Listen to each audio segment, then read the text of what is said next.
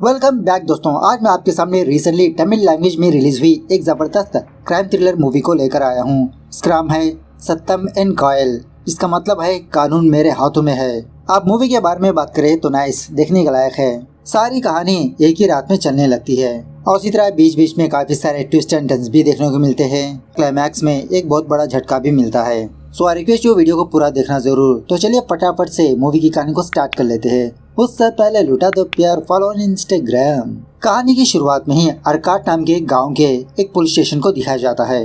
रात के समय एक बंदा अपने फ्रेंड के साथ इस पुलिस स्टेशन पर आकर अपनी एक कंप्लेंट लिखवाने लगता है। सर, मेरी बीवी को लेबर पेन्स होने की वजह से मैं अपनी बीवी को लेकर एक प्राइवेट हॉस्पिटल पर गया, लेकिन मेरा बच्चा उसकी माँ की कोख में ही मर गया।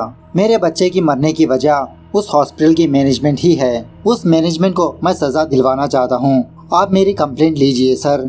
वो कांस्टेबल इस बंदे से कंप्लेंट लेकर उन हॉस्पिटल वालों से मुलाकात करने लगता है कि एक बंदा हमारे पास आया और तुम्हारे हॉस्पिटल के खिलाफ कंप्लेंट दे रहा है। हॉस्पिटल वाले कहने लगते हैं कि सर, वो हमसे थोड़ी सी भूल हो गई, हम आपको मुंह मांगी कीमत देंगे, बस इस केस को रफा दफा कर दीजिए। वो कांस्टेबल दोबारा इस बंदे के पास आकर कहने लगता है कि मैं उन हॉस्पिटल वालों से तुम्हें पैसे दिलवाऊंगा, इस केस को तुम वापस कर लो। लेकिन ये बंदा मानता ही नहीं। यही कहने लगता है, नहीं सर, मैंने अपना बच्चा खो दिया, सब कुछ उन हॉस्पिटल वालों की गलती है, मैं उन्हें सजा दिलवा कर ही रहूंगा। बाद में वो कांस्टेबल एएसआई बादशाह के पास जाकर कहने लगता है कि सर, वो बंदा अब नहीं मान रहा, आप ही इस चीज को सेटल कर दो। तो वो एएसआई बादशाह उस बंदे के पास आकर बहुत मारने पीटने लगता है कि चुपचाप तुम पैसे लेने के बजाय कंप्लेंट वापस नहीं लेना चाहते। इस तरह से बहुत मारने पीटने पर वो बंदा बहुत जख्मी हो जाता है। स्टेशन के कांस्टेबल्स फटाफट से उस बंदे को हॉस्पिटल ले जाने लगते हैं। सीनियर कांस्टेबल बादशाह के पास आकर कहने लगता है, अरे बादशाह, ये तुमने क्या कर दिया? अगर उस बंदे की मौत हमारे पुलिस स्टेशन में हो गई तो बहुत बड़ा कांड हो जाएगा। बादशाह कहने लगता है, अरे मरा तो मरने दो, ये सब कुछ जंगल का इलाका है, यही कहीं पर दफना देंगे इस साले को। खैर, दूसरे सीन में मूवी के हीरो गौतम को दिखाया जाता है। फिलहाल गौतम ड्राइविंग करते हुए कहीं पर जा रहा होता है। उसी वक्त इसकी माँ गौतम को कॉल करके पूछने लगती है, अरे गौतम, अभी तक तुम घर वापस नहीं लौटे? गौतम हकलाते हुए अपनी माँ से कहने लगता है, माँ, अभी मैं रास्ते में हूँ। यहाँ पर एक और बात यह है कि जब गौतम टेंस में होता है तो इसको हकलापन स्टार्ट होता है।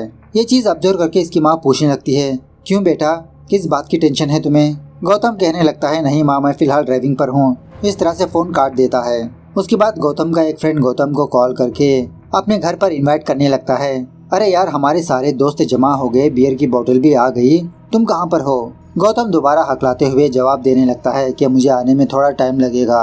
गौतम का फ्रेंड भी यही बात पूछने लगता है, क्यों तुम टेंस में हो? गौतम यही कहने लगता है कि नहीं, मुझे दूसरी जगह पर काम है। इस तरह से फोन काट देता है। इस तरह से जब गौतम अपनी कार में जा रहा होता है तो तभी एक बाइक वाला बंदा सडनली इसकी कार के सामने आने पर उस बंदे का एक्सीडेंट हो जाता है। घबराते हुए गौतम अपनी गाड़ी से उतरकर उस बंदे के पास जाने लगता है उसको देखने के लिए। कुछ ही सेकंड में उस बंदे की मौत हो जाती है। ये देखकर गौतम और घबराने लगता है। गौतम उस बंदे की बाइक को साइड में फेंककर उसकी डेड बॉडी को अपनी कार की डिक्की में रख लेता है। सोच लेता है सुनसान जगह पर जाकर फेंक देगा, दफना देगा। इसी दरमियान में उस बंदे का चप्पल वहीं पर गिर जाता है और ये चीज गौतम ऑब्जर्व नहीं करता। बाद में गौतम फटाफट से वहाँ से निकलकर कहीं दूर जाने लगता है। फाइनली किसी सुनसान जगह पर आकर अपनी गाड़ी को रोककर अपनी गाड़ी की डिक्की को ओपन करने की कोशिश करने लगता है, लेकिन जितना भी कोशिश करे इसकी गाड़ी की डिक्की ओपन ही नहीं होती। उसी वक्त एक बौना बंदा गौतम के पास आकर मैच बॉक्स पूछने लगता है। गौतम इस बंदे को मैच बॉक्स देने लगता है। वो बंदा गौतम के शर्ट पर लगे हुए खून के धब्बों को देखकर पूछने लगता है कि क्या हुआ। गौतम कहने लगता है कि मेरा एक छोटा सा एक्सीडेंट हुआ, वही खून के धब्बे है ये। लेकिन फिर भी वो बंदा गौतम को शक की नजरों से ही देखते रहता है। गौतम कहने लगता है कि मैं यहाँ पर सूसू करने के लिए अपनी गाड़ी को रुकाया। इस तरह से गौतम अपनी गाड़ी लेकर वहाँ से जाने लगता है। खैर, दूसरी तरफ एएसआई बादशाह और कुछ कांस्टेबल्स गाड़ियों की चेकिंग करते रहते हैं किसी जगह पर। इसी दरमियान में एक बाइक वाला बंदा कुछ ओवर रिएक्ट करने लगता है कि मैं फलाना ढिमकाने को जानता हूँ, तुम नहीं जानते मैं कौन हूँ। लेकिन बादशाह इस बंदे को 2-4 छापड़ लगाते हुए पनिशमेंट देने लगता है। उसी वक्त गौतम अपनी गाड़ी के जरिए से गुजरते हुए पुलिस वालों को देखकर अपनी गाड़ी को रोक लेता है। उसी गाड़ी में ये अपने शर्ट को चेंज कर लेता है कि अगर पुलिस वाले देखेंगे तो शक होगा। बाद में गौतम बिना अपनी गाड़ी को रुकाए बहुत ही तेजी के साथ वहाँ से जाने लगता है, जिसकी वजह से वहाँ के पुलिस वाले बाकी चेक पोस्टों को इन्फॉर्म कर देते हैं कि एक पीली गाड़ी आगे आने वाली है, उसको रोक दो। ये मैसेज रिसीव करने के बाद एएसआई बादशाह और कांस्टेबल्स उसी पीली गाड़ी का इंतजार करते रहते हैं। जब गौतम अपनी गाड़ी को लेकर इस चेक पोस्ट पर आता है तो एएसआई बादशाह और उसके कांस्टेबल्स इस गाड़ी को रोकने लगते हैं। गौतम दारू पीने का नाटक करने लगता है कि सर मैंने बहुत दारू पी रखी है, मुझे कुछ भी दिखाई नहीं दे रहा, प्लीज सर मुझे छोड़ दीजिए, मुझे जाने दीजिए। अब गौतम थोड़ा टेंस में होने की वजह से वो हकलाने लगता है। बादशाह को शक होकर कांस्टेबल से कहने लगता है कि इसकी गाड़ी की चेकिंग करो। तो उसी तरह से जब एक कांस्टेबल गौतम की गाड़ी का डिक्की ओपन करने ही वाला होता है तो तभी टॉपिक डाइवर्ट करने के लिए गौतम बादशाह को एक छापड़ लगा देता है। उसके बाद क्या था, थोड़ी देर तक वहाँ पर सन्नाटा छा जाता है। बादशाह कहने लगता है कि मैंने सोचा था कि कुछ बातचीत वगैरह करके मामले को सुलझा दूं, लेकिन तुमने मुझ पर हाथ उठाया। चल बेटा, अब तू नहीं बचने वाला। इस तरह से गौतम उसकी गाड़ी को अपने पुलिस स्टेशन ले जाने लगता है। स्टेशन पर आते ही गौतम को बहुत मारने पीटने लगता है। उसी वक्त वहाँ के सारे कांस्टेबल्स बादशाह को रोकने लगते हैं। सीनियर कांस्टेबल भी बादशाह को डांटने लगता है कि बादशाह तुम्हें अपने गुस्से को कम करना होगा, थोड़ी देर पहले ही तुमने एक बंदे को बहुत मारा पीटा। इस तरह से उसको कूल कर देते हैं। लेकिन बादशाह यही सोचने लगता है कि इस गौतम को किसी न किसी केस में फंसाना पड़ेगा। कांस्टेबल से कहने लगता है कि स्टेशन में जो गांजा है ना, वो गांजा उस बंदे की गाड़ी में जाकर रखा रहा। लेकिन तभी सीनियर कांस्टेबल बादशाह को समझाने लगता है कि बादशाह ऐसा मत करो, अगर सीआईएसआई को शक होगा वो तुम्हें ही डांटेंगे, तुम्हें अपने गुस्से को कम करना पड़ेगा। मासूम लोगों पर केस रखोगे तो प्रॉब्लम हमें ही हो सकती है। उसी वक्त एसआई नागराज अपने पुलिस स्टेशन को कॉल करके कहने लगता है कि इस जगह पर एक लड़की की डेड बॉडी पाई गई, फटाफट से तुम लोग यहाँ पर आ जाओ।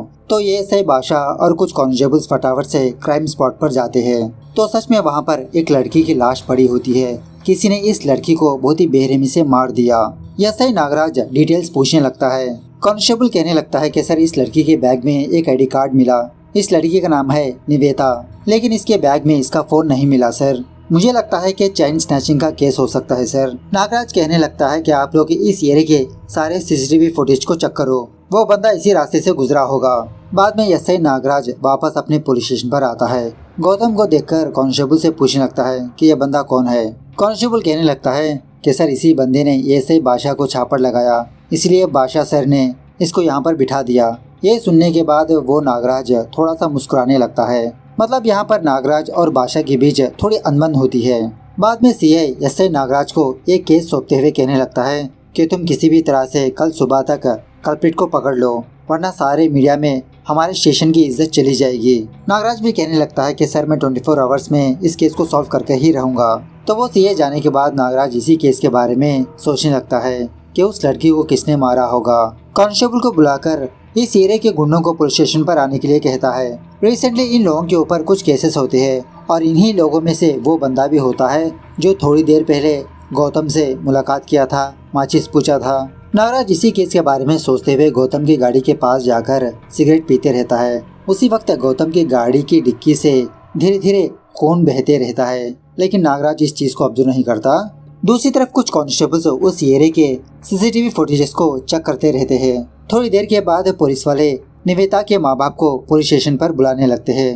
मतलब ये नहीं बताते कि इनकी बेटी मर गई। At the same time Gautam यही सोचने लगता है कि किस तरह से मैं यहाँ से बाहर निकलूं, अपनी गाड़ी को कैसे ले जाऊं। ऐसे ही नागराज साइबर क्राइम वाले बंदे को फोन करके निवेता का फोन नंबर देकर इसे ट्रैक करने के लिए कहता है। पता चलता है कि निवेता का फोन स्विच ऑफ में है। लास्ट लोकेशन उसका उसी जगह पर दिखाई दिया था। अगर किसी ने फोन स्विच ऑन किया तो उसका लोकेशन पता कर सकते हैं। कांस्टेबल निवेता के पेरेंट्स से पूछने लगता है कि आखिरकार आपकी बेटी आपके साथ क्यों नहीं रहती। निवेता के माँ बाप कहने लगते हैं, अरे सर ये तो बहुत ही सिंपल सी बात है, हमारी बेटी निवेता ज्यादातर सोशल सर्विस किया करती थी, स्पेशली गरीबों की बहुत मदद करती है। अब हर माँ बाप अपनी बेटी की शादी तो करवाना चाहते हैं, जब भी शादी की बात आती वो मना करने लगती, हमेशा समाज सेवा करती रहती। एक दिन निवेता के फादर ने उसको डांट दिया, अगर तुम घर में रहना चाहती हो तो शादी करना ही पड़ेगा, वरना घर से निकल जाओ। तो निवेता सच में घर को छोड़ दिया। बाद में निवेता के पेरेंट्स कांस्टेबल से पूछने लगते हैं, ये सब कुछ हमें क्यों पूछ रहे हो सर। कांस्टेबल कहने लगता है कि आपकी बेटी को किसी ने मार दिया। यह सुनने के बाद निवेता के पेरेंट्स बहुत फूट फूट के रोने लगते हैं। यह आवाज़ सुनकर एएसआई बादशाह बाहर आता है। उसी वक्त ये देखता है कि गौतम अपनी प्लेस पर मौजूद नहीं। वो फटाफट से इधर उधर ढूंढने लगता है। ये कांस्टेबल कहने लगता है कि सर वो अभी अभी वॉशरूम पर गया। इस तरफ दूसरा कांस्टेबल निमिता के पेरेंट्स से कहने लगता है कि सारी फॉर्मेलिटीज कंप्लीट होने के बाद हम आपको इन्फॉर्म करेंगे, फिलहाल आप लोग यहाँ से जाइए। ये से बादशाह वॉशरूम का दरवाजा बार बार खटखटाने लगता है। गौतम वॉशरूम से बाहर आकर कहने लगता है, अरे सर मैं सूसू करने के लिए गया, क्या वहाँ पर भी मुझे चैन से रहने नहीं देंगे? वो बादशाह गुस्से में आकर गौतम को खींचते हुए उसी जगह पर लाकर बिठा देता है। बाद में गौतम ना भागे, बादशाह गौतम की गाड़ी का पंचर कर देता है। अब ये देखकर एसआई नागराज बादशाह से कहने लगता है कि तुम जाकर चाय लेकर आओ, खामखा मासूम लोगों को सताते रहते हो। दूसरी तरफ एक कांस्टेबल सीसीटीवी फुटेज में ये देखता है कि उस रास्ते से एक बाइकर गुजरा और शॉकिंगली उस बाइकर के पास एक बहुत बड़ी चाकू भी होती है। इस फुटेज को ये एसआई बादशाह और एसआई नागराज को सेंड करने लगता है। इस तरफ पुलिस स्टेशन में गौतम कांस्टेबल के पास आकर कहने लगता है कि सर क्या आप अपना फोन दे सकते हो, मुझे मेरे घर को फोन करना है। कांस्टेबल रिश्वत मांगने लगता है कि तुम्हारे पास कितने पैसे हैं। गौतम अपनी जेब से जब पैसे निकालने ही वाला होता है तो तभी एक सोने की चेन नीचे गिर जाती है। एक्चुअली जब गौतम ने उस बंदे की लाश को अपनी गाड़ी की डिक्की में रखा था ना, उसके पास सोने की चेन और फोन को निकाल लिया था। गौतम बिना उस कांस्टेबल को भड़क लिए उस सोने की चेन को उठाने की कोशिश करने लगता है, लेकिन वो कांस्टेबल सोने की चेन को देखकर कहने लगता है, अच्छा तुम्हारे पास पैसे नहीं, ये सोने की चेन है, चलो मैं रख लेता हूँ। इस तरह से इसको एक फ़ोन देने लगता है, लेकिन गौतम साइड में जाकर फ़ोन करने के बजाय कुछ डेटा ट्रांसफ़र करने लगता है एक दूसरे के फ़ोन में। मतलब गौतम के पास ऑलरेडी एक फ़ोन होता है। उसी वक्त कांस्टेबल गौतम के पास आकर फ़ोन छीनते हुए कहने लगता है कि तुम्हारा 2 मिनट हो गया। इस तरफ उस एसआई नागराज को वो सीसीटीवी फुटेज देखने के बाद इसको एक छोटा सा शक होने लगता है कि वो बाइकर दूसरे सीसीटीवी कैमरा में नजर नहीं आया, जिसका मतलब इसी दरमियान में उसके साथ कुछ हुआ होगा, या तो फिर उस बाइकर ने दूसरा रास्ता पकड़ा होगा। इस तरह से उस गैप के दरमियान में इंक्वायरी करने के लिए कहता है। तो एक कांस्टेबल उसी रास्ते से गुजरते हुए चेकिंग करते रहता है। तभी इस कांस्टेबल को वो बोना बंदा नजर आता है। कांस्टेबल इस बंदे को वो सीसीटीवी फुटेज दिखाते हुए पूछने लगता है, क्या तुम इस बंदे को जानते हो? ये बोना बंदा कहने लगता है कि सर इसने तो काले कपड़े पहना है, जिसका मतलब ये जरूर बालू ही होगा। इस तरह से उस बंदे को पहचानने पर कांस्टेबल और थोड़ा आगे जाकर इंस्पेक्शन करने लगता है तो किसी जगह पर इसको बाइक मार्क्स नजर आते हैं। मतलब वो बाइकर गली से निकलकर मेन रोड पर आया और उसी मेन रोड के पास उस बाइकर का चप्पल भी नजर आता है जिस पर खून लगा होता है। वो कांस्टेबल बादशाह और नागराज को इन्फॉर्म करने पर वो बादशाह उस बालू की वाइफ और उसके बेटे को पुलिस स्टेशन पर बुलाकर पूछने लगता है कि बताओ तुम्हारा हस्बैंड कहाँ पर है, उसने एक लड़की को मार दिया। इसी पूछताछ के दौरान वो कांस्टेबल बालू का चप्पल पुलिस स्टेशन पर लाता है। ये चप्पल देखकर बालू का बेटा पहचान लेता है, अरे ये तो मेरे पापा का चप्पल है। बाद में एसआई नागराज और बादशाह उस प्लेस पर जाते हैं जहाँ पर चप्पल मिला। सीन को अच्छे से इंस्पेक्शन करने के बाद एसआई नागराज को सारी बात समझ में आ जाती है कि वो बालू उस लड़की नविता को मारने के बाद यहाँ से गुजर रहा था। उसी वक्त एक गाड़ी ने उसको ठोक दिया। शायद बालू मर चुका होगा या तो फिर जख्मी हुआ होगा, पता नहीं। उसी प्लेस में इन लोगों को कार के टूटे हुए हेडलाइट्स मिलते हैं। उसी वक्त एसआई नागराज सारे पुलिस स्टेशन को इन्फॉर्म कर देता है कि ये कार एक बाइकर का एक्सीडेंट कर दिया और उस कार की हेडलाइट टूटी हुई है। अगर ऐसी गाड़ी आप लोगों को नजर आएगी तो हमें इन्फॉर्म करिए। तो ये इन्फॉर्मेशन गौतम भी सुनकर शॉक में रह जाता है। सोचने लगता है कि अगर पुलिस वाले इसकी कार को देखेंगे तो ये तो पकड़ा जाएगा। तो उसी वक्त गौतम एक रॉड लेकर अपने गाड़ी के पास जाकर सारे शीशे तोड़ने लगता है। कांस्टेबल पूछने लगता है, अरे अरे तुम ऐसा क्यों कर रहे हो? गौतम कहने लगता है कि अरे सर मैं कितनी देर से यहीं पर बैठा हूँ, मुझे और भी काम है, मुझे जाने दीजिए। इस तरह से वहाँ पर बहुत ही हंगामा करने लगता है। मतलब इस टॉपिक को डाइवर्ट करने की कोशिश करने लगता है। इसको दोबारा पुलिस स्टेशन पर लाकर बिठा देते हैं। तभी गौतम ये देखता है कि उस पुलिस स्टेशन में खून के धब्बे है। मतलब एक कांस्टेबल के जूतों को खून लगा हुआ था, वही ब्लड अब सारे स्टेशन में फैल चुका है। तो गौतम दोबारा सोचने लगता है कि अब इस प्रॉब्लम से कैसे बाहर निकलूं, कैसे इस ब्लड को मिटाऊं मैं। दूसरी तरफ ये से बादशाह को शॉकिंगली गौतम का पर्स नजर आता है। यही चीज जब नागराज को बताने लगता है तो नागराज उल्टा बादशाह को डांटने लगता है कि तुम पहले से ही उस बंदे पर गुस्सा हो, तुम किसी न किसी केस में उसे फंसाना चाहते हो, तुम्ही ने यहाँ पर प्लान किया होगा। इस तरह से बादशाह को यहीं पर छोड़कर चले जाते हैं। पुलिस स्टेशन में बालू का बेटा अपने बॉल से खेलते हुए उस खून के धब्बों को देखने लगता है। जब अपनी माँ को बताने ही वाला होता है तो तभी गौतम इस चीज को ऑब्जर्व करके फिट्स आने का नाटक करने लगता है। उसी जगह पर पानी के कैंस भी होते हैं, जानबूझकर वो पानी गिरा देता है ताकि सारे ब्लड मार्क्स मिट जाए। बाद में एक लेडी कांस्टेबल इस सारे पानी को साफ करते हुए उस ब्लड को देखने लगती है, लेकिन पुलिस वाले यही समझने लगते हैं कि ये खून गौतम का ही है, मतलब गौतम ने जानबूझकर अपने पैर को जख्मी किया होता है। ऐसे नागराज वापस अपने पुलिस स्टेशन पर आकर गौतम को रिहा करने के लिए कहता है, लेकिन एक कांस्टेबल गौतम से 25,000 रुपए मांगने लगता है। गौतम कहने लगता है कि सर मेरे पास कैश नहीं, जीपे है। कांस्टेबल्स कहने लगते हैं कि तुम्हारे पास एटीएम कार्ड तो है ना, जाओ जाकर पैसे ले आओ। इस तरह से गौतम की कार की चाबी देने लगते हैं। गौतम बहुत खुश होने लगता है कि अब मैं तो यहाँ से निकल जाऊंगा। बाहर जाकर देखने पर इसकी गाड़ी के सारे टायर्स पंचर हो चुके होते हैं, लेकिन फिर भी गौतम जब यहाँ से जाने वाला होता है तो तभी कांस्टेबल गौतम के पास आकर कहने लगता है कि इस गाड़ी से तुम कैसे जाओगे, ये लो मेरी गाड़ी की चाबी, इस गाड़ी में जाकर आ जाओ। इस तरह से अपनी एक्सेल देने लगता है। गौतम उसी तरह से नियर एटीएम के पास जाकर पैसे विथड्रॉ करके अपना फोन ऑन करने लगता है। शॉकिंगली ये फोन निवेदा का होता है। उसी वक्त साइबर क्राइम वाला वो बंदा नागराज को फोन करके कहने लगता है कि सर अभी अभी उस लड़की निवेदा का फोन ऑन हुआ। नागराज पूछने लगता है कि फटाफट से मुझे लोकेशन भेजो। साइबर क्राइम वाला बंदा कहने लगता है कि सर आपको जाने की कोई जरूरत नहीं, वो फोन खुद ब खुद आपके पास आ रहा है, आप ही के पुलिस स्टेशन के पास। सो नागराज शॉक में रहकर उसी रास्ते के पास इंतजार करते रहता है कि फोन में खुद ब खुद मेरे पास कैसे आ सकता है। तो शॉकिंगली अपोजिट साइड से गौतम आ रहा होता है पैसे लेकर। तब जाके नागराज को गौतम पर शक होने लगता है कि उस लड़की का फोन इसके पास कैसे आया। गौतम जब पैसे देकर वहाँ से जा रहा होता है तो तभी नागराज गौतम को रोकने लगता है, कहने लगता है कि एक छोटी सी इंक्वायरी है, अंदर आओ गौतम। इस तरह से गौतम के हाथ को हथकड़ी लगाने लगता है। गौतम कहने लगता है कि अरे सर मेरा सारा मामला क्लियर है, आप ही ने कहा था मुझे जाने के लिए। नागराज अपने स्टेशन के सारे कांस्टेबल्स को कोई न कोई काम पर बाहर भेज देता है। बाद में एक लॉरी गौतम के गाड़ी के बगल में लाकर रख देता है ताकि सीसीटीवी कैमरे में इसकी गाड़ी नजर न आए। गाड़ी की डिक्की ओपन करने पर बालू की लाश पड़ी होती है। गौतम के पास आकर पूछने लगता है कि तुम्ही ने उस बालू को मारा ना। गौतम कहने लगता है कि सर मैंने जानबूझकर नहीं किया, वही सडनली मेरे गाड़ी के सामने आ गया, उसी वक्त उसकी मौत हो गई, मुझे कुछ भी समझ में नहीं आया। मैं बॉडी को कहीं पर दफनाने के लिए अपनी गाड़ी के डिक्की में रख लिया। नागराज पूछने लगता है उसका फोन तुम्हारे पास कैसे आया।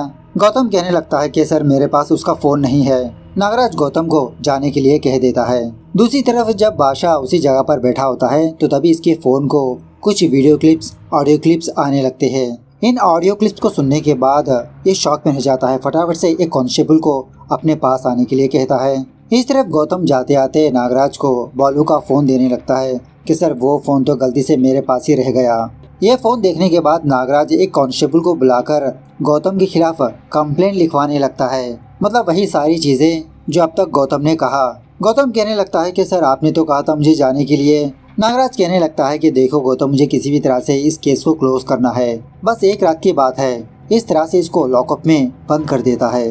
कांस्टेबल से कहने लगता है कि आप लोग फटाफट से मीडिया वालों को यहाँ पर बुलाओ, केस के डिटेल्स बता देंगे हम। उसके बाद सीन थोड़ा सा फ्लैशबैक में जाने लगता है। एक्चुअली ये बंदा नागराज निवेदा को ब्लैकमेल करते रहता है, उसको टॉर्चर करते रहता है, और उसी तरह वो बालू बंदा नागराज का फ्रेंड भी होता है। शायद निवेदा ने नागराज को किसी बात को नहीं माना था, जिसकी वजह से नागराज बालू से मुलाकात करके कहने लगता है कि तुम मौका देकर उस निवेदा को मार दो, तुम्हारे ऊपर जो भी केसेस है उन सारे केसेस को मैं मार दूंगा। प्रेजेंट डे पर जब एक कांस्टेबल बादशाह के पास आता है तो बादशाह ये रिकॉर्डिंग्स उस कांस्टेबल को सुनाने लगता है। एक्चुअली जब नागराज ने बालू को कॉल करके निवेदा को मारने के लिए कहा था ना, वही रिकॉर्डिंग्स होती है। ये बालू ने अपने फोन में रिकॉर्ड कर लिया था। खैर सुबह होने के बाद नागराज का हायर ऑफिसर पुलिस स्टेशन पर आकर केस के डिटेल्स पूछने लगता है, तो नागराज केस के सारे डिटेल्स अपने हायर ऑफिसर को सुनाने लगता है। इसका हायर ऑफिसर मीडिया वालों को बुलाने के लिए कहने पर थोड़ी ही देर में मीडिया वाले यहाँ पर पहुँच जाते हैं। नागराज और उसका हायर ऑफिसर केस के डिटेल्स बताने लगते हैं। एट द सेम टाइम ये से बादशाह अपने पुलिस स्टेशन वापस आकर इन लोगों को इग्नोर करते हुए सीसीटीवी फुटेज देखने के लिए जाता है। तो ये देखता है कि कल रात नागराज ने एक लॉरी गौतम के गाड़ी के बगल में लाकर रख दिया। इस तरफ गौतम मीडिया वालों से ही कहने लगता है कि मैंने कुछ भी गलती नहीं की, ये सब कुछ पुलिस वालों की चाल है। इस तरह से एक फोन मीडिया वालों को देने लगता है, इसी में सारे सबूत छुपे हैं। बात यह है कि एक्चुअली बालू के पास निवेदा का फोन था। एक्सीडेंट होने के बाद गौतम ने उस फोन को ले लिया और फोन करने के बहाने से गौतम ने अपने ही फोन में निवेदिता की फोटो एज ए वॉलपेपर की तरह रख दिया ताकि ये फोन निवेदिता का लगे। उसी के साथ साथ बालू का फोन भी निकाल लेता है। बाद में जब नागराज ने फोन पूछा था तो गौतम अपना खुद का फोन देने लगता है। बालू के फोन से ही वो रिकॉर्डिंग्स बादशाह को भेजा। अब ये सब जानने के बाद मामला और बिगड़ ना जाए इसीलिए नागराज का हायर ऑफिसर नागराज को और गौतम को लॉकअप में बंद कर देता है। बाद में ऐसे बादशाह अपने हायर ऑफिसर के पास आकर वो रिकॉर्डिंग सुनाते हुए उसी तरह से निवेदिता का फोन भी दिखाने लगता है। सीन थोड़ा सा फ्लैशबैक में जाने लगता है। एक दिन निवेदिता कुछ बच्चों को वीडियो कॉल करके उनको पढ़ाती रहती है ऑनलाइन में। इन्हीं में से एक बहुत ही गरीब की छोटी बच्ची होती है। वो बहुत ही अच्छे से पढ़ाई करती रहती है। इसी दरमियान में कुछ चीज लेने के लिए जब वो सड़क के पास जाती है तो तभी एसआई नागराज अपनी गाड़ी से इस बच्ची को ठोक देता है दारू की नशे में। नागराज को पता ही नहीं चलता कि इसने एक्शन किया। उस बच्ची को घसीटते हुए चला जाता है। बाद में इस बच्ची के माँ बाप नागराज के पास आकर रोते हुए कहने लगते हैं कि आपने हमारी बेटी को मार दिया। वो नागराज उल्टा उस बच्ची के माँ बाप को धमकाने लगता है कि अगर ये बात बाहर पड़ी तो तुम्हारी दूसरी बेटी भी मर जाएगी। अब वो एक्सीडेंट निवेदिता के फोन में रिकॉर्ड हो चुका होता है क्योंकि ये ऑनलाइन क्लासेस ले रही थी। उस बच्ची के माँ बाप से कहने लगती है कि मैं एसपी के पास जाऊंगी, आपको इंसाफ दिलवाऊंगी। निवेदिता के बारे में नागराज जानने के बाद वो बालू को फोन करके कहने लगता है कि तुम निवेदिता को मार दो।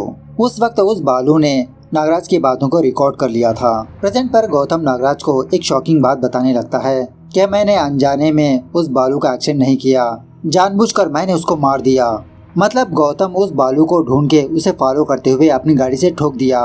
उस वक्त बालू मरा नहीं होता लेकिन गौतम बालू के सर पे वार करके इसको मार देता है। और इसी तरह गौतम जानबूझकर नागराज के पुलिस स्टेशन पर आया ये प्रूफ करने के लिए कि बालू का और नागराज का कनेक्शन है। खैर इस तरह पुलिस वाले मीडिया वालों को समझाने लगते हैं कि आप लोग गौतम की बातों को टेलीकास्ट मत करिए, पब्लिश मत करिए। आखिरकार पुलिस और मीडिया फ्रेंड्स है ना, इस तरह से उनको समझाकर भेज देते हैं। बाद में पुलिस वाले इस नागराज को बचाने की कोशिश करते रहते हैं। तभी शॉकिंगली मीडिया वालों ने ये सारी चीजें अपने अपने टीवी न्यूज चैनल्स में टेलीकास्ट कर चुके होते हैं, पुलिस वाले मना करने के बावजूद भी। अब ये सारी न्यूज एसपी देखकर नागराज के हायर ऑफिसर को कॉल करके डांटने लगता है कि आखिरकार वहाँ पर हो क्या रहा है। असली कल्पित तो वो नागराज है। वो बंदा कहने लगता है हाँ सर, हमने उस नागराज को अरेस्ट कर लिया। इस तरह से दोबारा उसको लॉकअप में बंद कर देता है। बाद में ऐसे बादशाह गौतम के पास आकर इसके हाथ की हथकड़ियाँ खोल देता है, जाने के लिए कहता है। बादशाह का हायर ऑफिसर गौतम के पास आकर कहने लगता है कि यहाँ पर जो कुछ भी हुआ वो सारी चीजें यहीं पर भूल जाओ, बाहर जाकर तुम मीडिया वालों को कुछ भी मत कहो। बाद में हमको कुछ और शॉकिंग बातें पता चलती है, वो ये कि निवेदिता और कोई नहीं गौतम की बहन होती है। जब जब वो नागराज निवेदिता को टॉर्चर कर रहा था सारी चीजें अपने भाई गौतम को सुनाती रहती है और ये भी कहने लगती है कि भैया मैं एसपी के पास जा रही हूँ, तुम भी मेरे साथ आओ, उसकी कंप्लेंट करनी है मुझे। तो कल रात ही गौतम अपनी बहन के पास जाने लगता है। तभी निवेदिता गौतम को कॉल करके कहने लगती है कि भैया कोई मेरा पीछा कर रहा है, मुझे फॉलो कर रहा है। इस तरह से वीडियो कॉल करके बताने लगती है। लेकिन इसी दरमियान में वो बंदा बालू निवेदिता को मार देता है। ये सारी चीजें गौतम वीडियो कॉल के जरिए से देखते रहता है लेकिन बेचारा कुछ नहीं कर पाता। तभी गौतम की माँ और गौतम का फ्रेंड कॉल करने पर गौतम टेंस होने लगता है, मतलब हकलाने लगता है। बाद में गौतम सोच लेता है कि वो बालू इसी रास्ते से गुजरेगा। इस तरह से बालू का इंतजार करते हुए जानबूझकर उसका एक्शन करके उसे मार देता है। प्रेजेंट डे पर गौतम मार्चरी रूम के पास आता है अपनी बहन निवेदिता की लाश को देखने के लिए। निवेदिता के माँ बाप बहुत फूट फूट के रो रहे होते हैं, अपने माँ बाप को समझाते रहता है। इस तरह से ये मूवी यहाँ पर दी एंड होती है। तो मूवी कैसे लगी कमेंट करके बताना जरूर। मिलते हैं अगली वीडियो में, तब तक take care, bye bye, see you soon.